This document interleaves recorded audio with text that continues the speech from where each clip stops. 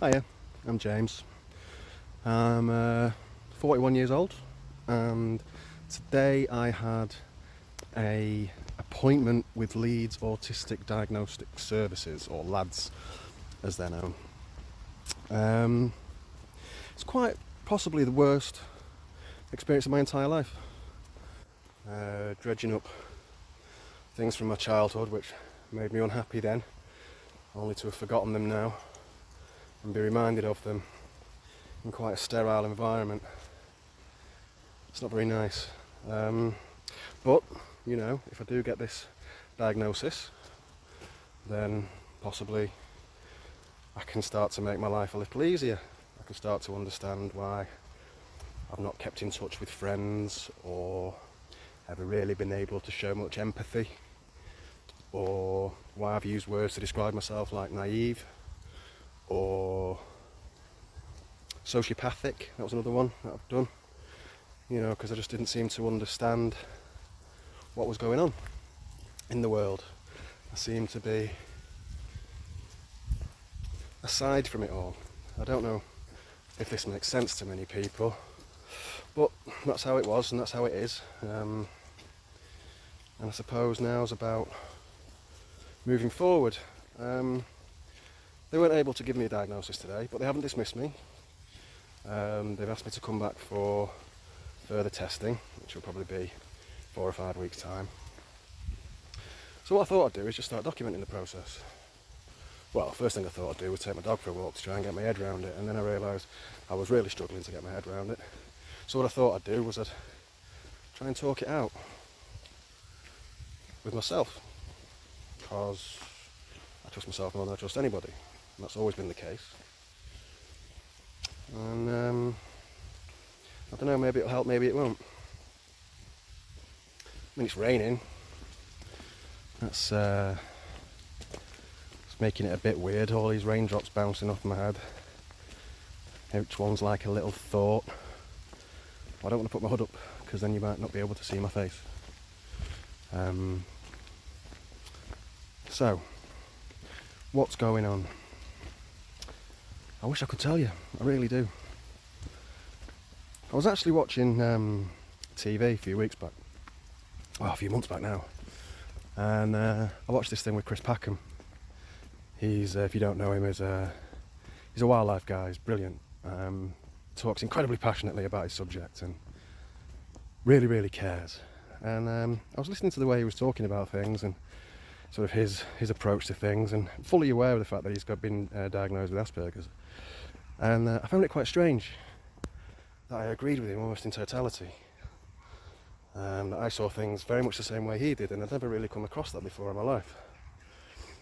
And then I saw Greta Thunberg. Sorry if that's not how you pronounce it, I do apologise. And I saw the attacks, the things that people were saying about her. And it's the same things, the worries I have about myself. About not engaging with people properly, being robotic, having no highs nor lows of emotion, being a bit of an automaton.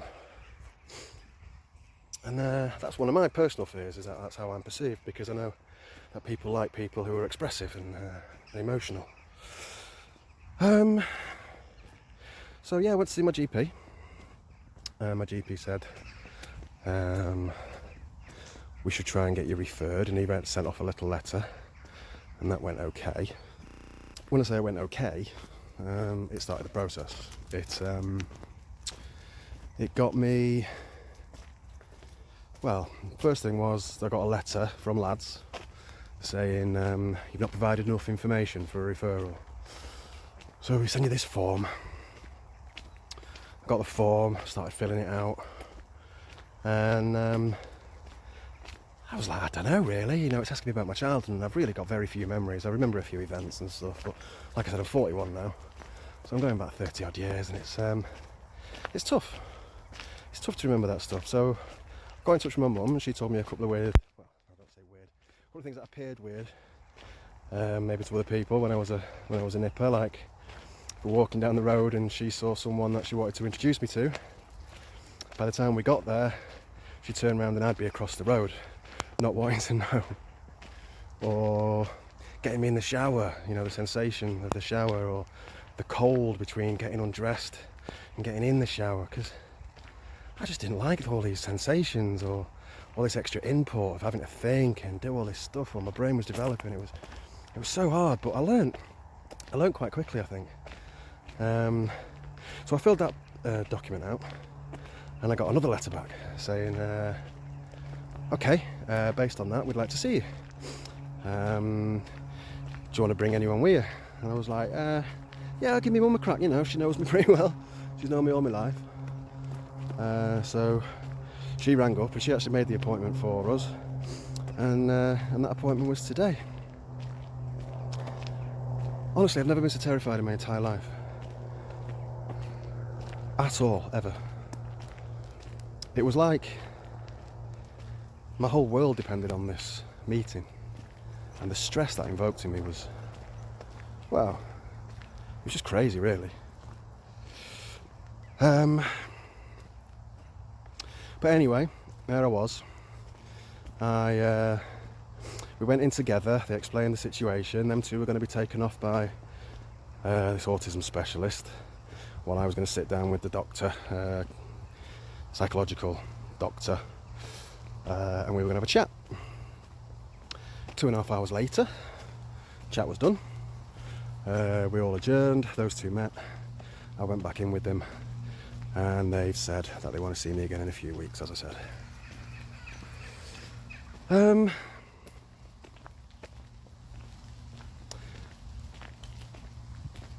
thing that I probably wanted to talk about most, is how I acted in that meeting. Of course, I was polite, I was kind, I was as open as I generally am. A distinct lack of filter when it comes to telling personal stories sometimes, but you know, there you go. But the nerves, the stress, I became what I've witnessed in other people with autism, and it's something that I've never displayed in my life. In 2.5 hours, I barely looked the fella in the eye, and that's something that I don't look people in the eye. I look people on the bridge of the nose, and people think I'm looking them in the eye. I barely looked at this chap at all. 2.5 hours, it was kind of embarrassing. And I was tense. I could feel my arms across my body. I could feel my hands almost clawing up, you know. I felt agitated. I couldn't really land on a single thought. All of my answers were rambling. They were jumping from here to there. I didn't know what to think. I just felt as though I'd turned into somebody else. I suppose what I'd done is maybe I thought these people don't need to see the mask which I've built over 41 years. You know, because for me, life's kind of a bit about survival, isn't it? It's about being able to fit in. Sorry, people keep walking past me, how dare they, on this public right of way. One of the things I do when I see people I don't know is I do something to keep me occupied. In this instance, I sparked up a fag, I don't know why. I done like 10 minutes ago, I don't need this, but we're on it now, so we may as well finish, eh? But anyway, as I was saying, you want to fit in, you want to be part of the tribe, you want to be protected by like-minded people and know that your way in the world is secure. And so you fit in, don't you? You build this mask, you react to things the way people expect you to react, you build a bank of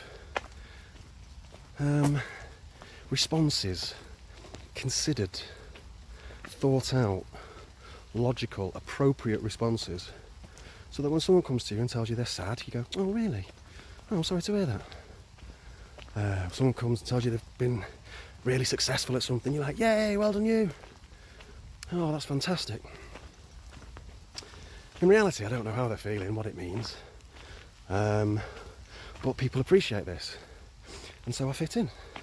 It's like feeling like an alien, like someone told me that they were hoping for the day, it's a neurodiverse person, they were hoping for the day when the aliens came and took them back because they just didn't feel like they fit in, and I get that, and You know, I actually had a little cry when someone told me that. Because it's so tiring, isn't it? Trying to fit in all the time. I mean, I can't imagine what it's like for neurotypical people, trying to fit in with everyone's different variations and foibles. And for people like us, or potentially me, I don't know, I might get told I'm not autistic or not on the spectrum, or I don't know, I've got no clue. But it's hard, isn't it? Getting it right all the time. And I don't know. It seems emotions are getting us in so much trouble. Like, oh, you've not reacted the way I expected you to react, and therefore I don't know if me and you can be friends. I mean, really? That's the kind of comment I've heard in my life. People disappointed in you.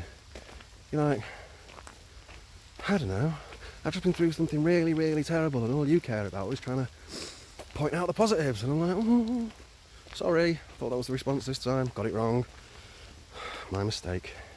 Anyway, all I'm saying is, I really want this diagnosis. Not for anyone else's sake, but my own.